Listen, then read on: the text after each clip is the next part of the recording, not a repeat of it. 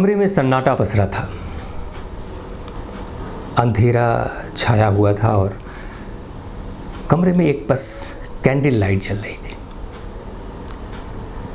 परिवार के सारे सदस्य एक टेबल के चारों तरफ बैठे थे, निराश, हताश, हतप्रभ। आज जॉन आया था। जॉन की सिफत ये थी कि वो आत्माओं से बात कर सकता था। परिवार का एक प्रिय सदस्य एडवर्ड युद्ध में मारा गया था और परिवार इसको लेकर बहुत ही संताप से ग्रस्त था। परिवार को लगता था कि कम से कम किसी तरह एडवर्ड से बात हो जाए। जॉन ने आंखें बंद की और अब एडवर्ड ने बोलना शुरू किया। एडवर्ड ने बताया कि वो जहाँ कहीं भी है वो बहुत खूबसूरत जगह है, बहुत ही मनोरम है।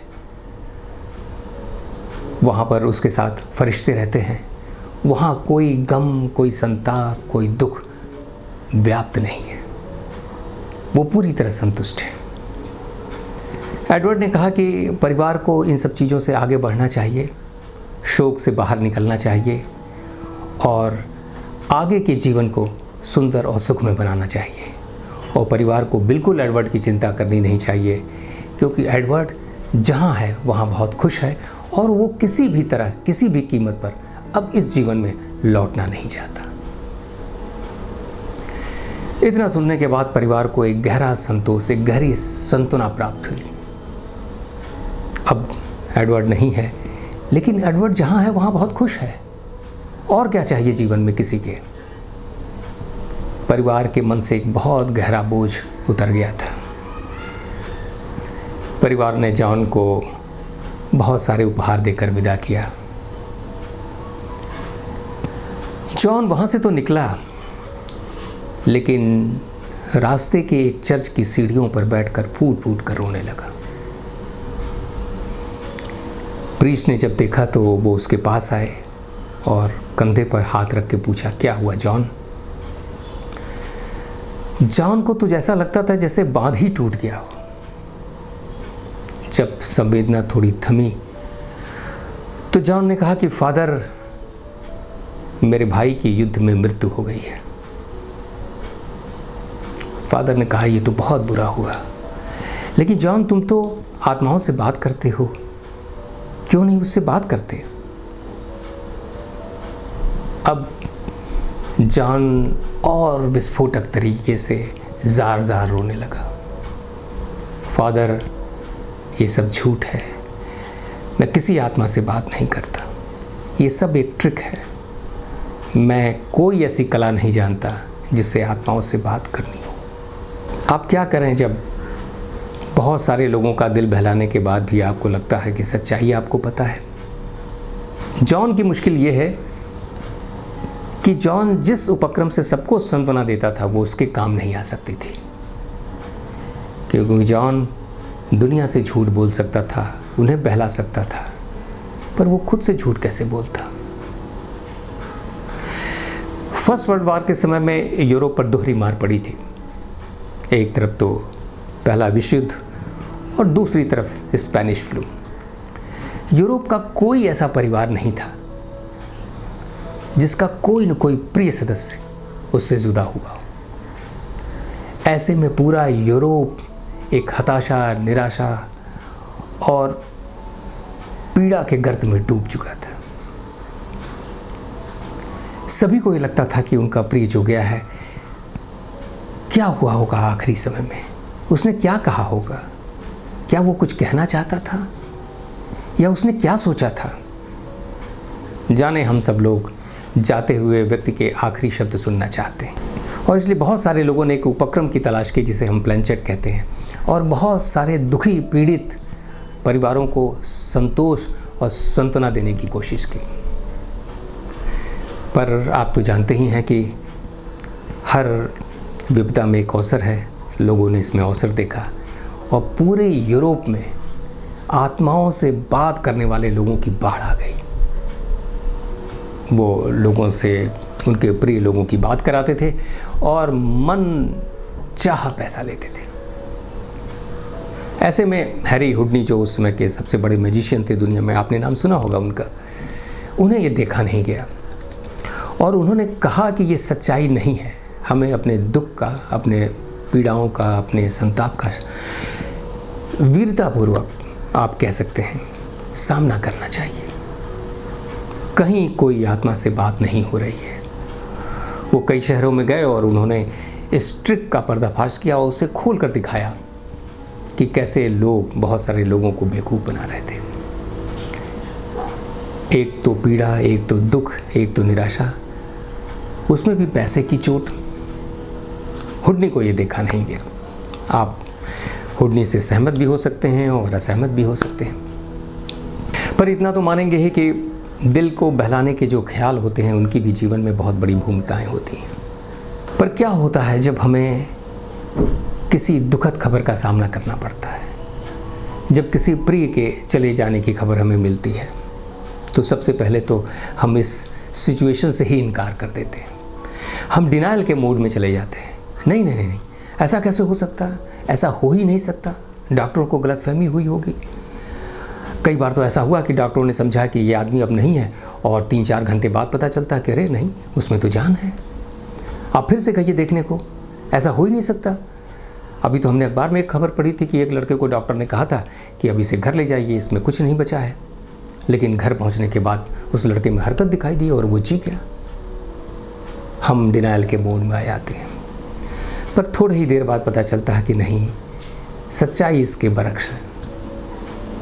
और फिर हमारे अंदर एक गुस्सा फूट पड़ता है। ज़रूर डॉक्टर ने कोई गलती की होगी, कोई लापरवाही हुई है, हॉस्पिटल की गलती है, ऐसा हुआ होगा, वैसा हुआ होगा, उसने गलती की होगी। और इससे निकलते निकलते हम अपने को भी दोषी मानने लगते हैं। हम गिल्ट के शिकार होने लगते हैं। हाँ, 4 दिन पहले तो उसने फ़ोन किया था, तब मैंने उससे क्यों नहीं पूछा? उसने मुझसे छिपाया क्या? नहीं, उसने तो कहा था कि उसको थोड़ी सी तकलीफ़ है, लेकिन मुझे लगा कि तो ऐसी ही तकलीफ़ है, ऐसा ही होता है लोगों के साथ, ये कोई बहुत मुश्किल की बात नहीं। नहीं, उसकी आदत थी, वो हर चीज़ को बताता ही नहीं था किसी से, वो सबसे छिपा के रखता था बातें को। उसने कभी सामने आने ही नहीं दी कि उसे ये बीमारी है या ये मुश्किल है। इससे लड़ते लड़ते हमारा मन हमको तैयार करने लगता है कि हम इस सिचुएशन को एक्सेप्ट कर लें। अब यही सच्चाई है। और ऐसे में जब हम स्वीकार करने की परिस्थिति में आते हैं तो कुछ बड़े लोगों के आप्त वाक्य, कुछ महान लोगों के वचन हमारे काम आते हैं। कोई हमसे कहता है कि शोक करने की कोई ज़रूरत नहीं है, ये तो मृत्यु लोक है, जो आया है वो जाएगा ही, और मरना कोई मरना थोड़े है, आत्मा तो मरती ही नहीं है, आत्मा तो अमर है। ये तो एक चोला बदलने वाली बात है। जैसे पुराने कपड़े को छोड़कर नया कपड़ा पहना जाता है, वैसा ही होता है। आत्मा तो अजर अमर है, इसलिए किसी अमर चीज़ के लिए शोक करना उचित नहीं है। आपको स्थित प्रज्ञ होना चाहिए। आपको ये समझना चाहिए कि जीवन का और मृत्यु का अर्थ क्या है, और ये एक निरंतर प्रक्रिया है। इसमें कुछ भी ऐसा नहीं है जो विलुप्त हो जाता है। आत्मा हमेशा रहती है। तो कुछ कहेंगे कि जो संघात से बने हैं, जो एक्युमुलेशन से बने हैं, उनका विक्षोभ होना ही है। जो कभी भी मिलता है वो बिछड़ता ही है। जो हर चीज़ें जो हैं वो प्रतित्व समुत्पाद से बनती हैं। हर चीज़ का कार्य कारण संबंध है। जो उत्पन्न हुआ है वो नष्ट भी होगा, और इसके पीछे दुख का कारण केवल आपका मोह है। आपका किसी से लगाव है तो उसके न रहने पर दुख होता है। आप यूरोप अमेरिका में बहुत सारे लोग गए, उसके लिए दुखी हैं क्या? नहीं। पर आपका प्रिय जा रहा है तो आपको दुख है। क्यों? क्योंकि आप मोह के शिकार हैं। पर कबीर ये सब देखकर उदास हो जाते हैं। सब जग जरता देख के भयो कबीर उदास। कबीर को ये सब देख के बहुत दुख होता है, लेकिन वो भी अपने को समझा ले जाते हैं। साधो, ये मुर्दों का गांव, ये पूरा संसार ही मुर्दों का है। कोई आदमी ऐसा नहीं है जो हमेशा रहेगा, जो आया है वो जाएगा। पर दोस्तों, न हम कबीर हैं, न उन महापुरुषों की जिनकी हमने बातें की हैं, हम उनमें शुमार हैं। हमें तो पीड़ा होती है, हमें दुख होता है, हमें संताप होता है, हमें शोक होता है, और इन सब के साथ ही हमें अपना जीवन जीना पड़ता है। हमारा अस्तित्व, हमारी चिंता, हमारा दुख, हमारे संताप, हमारे विषाद, हमारी ईर्ष्या, हमारी जलन, हमारी खुशी, इन सब चीज़ों से मिलकर बना है और लाख चाह के भी हम इससे मुक्त नहीं हो पाते। तो हमारी प्रामाणिकता क्या है? हमें अपने जीवन, अपने अस्तित्व को इसी रूप में स्वीकार करना पड़ेगा। ऐसा नहीं है कि महान लोगों के वचन और आप्त वचन या सांत्वना के शब्द हमें सुखी नहीं बनाते। तब क्या हो जब कोई भी आस्था, विश्वास और संतोष के शब्द हमारे काम ना आ रहे हों। तब इन सभी प्रवंचनाओं से दूर, इन सभी बहानों से ऊपर उठकर हमें अपनी परिस्थिति को स्वीकार ही करना पड़ता है। हाँ, कुछ लोग इससे मुक्त भी हो सकते हैं, इसका दावा नहीं किया जा सकता, पर एक आम मनुष्य के तौर पर हम सबको इन सब चीज़ों के साथ जीना ही तो पड़ता है। पर अगर कोई सांत्वना, कोई दिलासा, कोई विश्वास, कोई मसीहा, कोई पैगंबर, कोई प्रवर्तक हमारे काम ना आ रहा हो तो फिर बिना किसी पलायन के, बिना किसी प्रवंचना के हमें स्वीकार ही करना चाहिए कि हमारी एक सीमा है और हमारी संभावना भी है।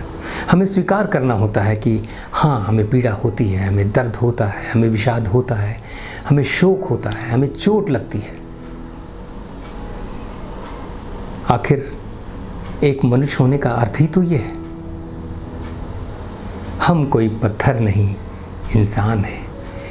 कैसे कह दें गम से घबराते नहीं, पर इस घबराहट, इस दुख, इस हताशा, इस संभावना के बावजूद भी हमें इनसे बाहर ही निकलना होता है। हमें बढ़ना होता है आगे, आगे और आगे।